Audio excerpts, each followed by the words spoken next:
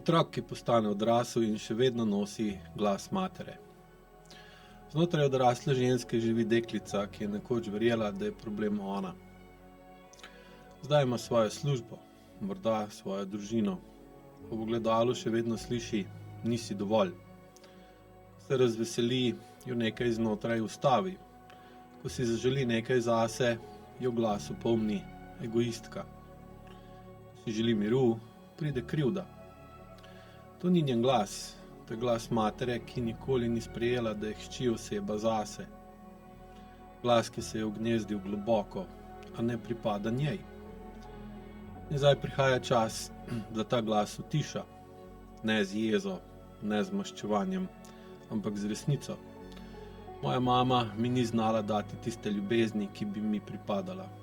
In to ni moja krivda. Zdaj lahko začne novo zgodbo, v kateri bo dovolj, taka, kot je. Ne zato, ker je popolna, ampak zato, ker obstaja in ker je preživela nekaj, kar mnogi niti ne razumejo. Življenje, ker ljubezen ni bila nežna, ampak pogojena.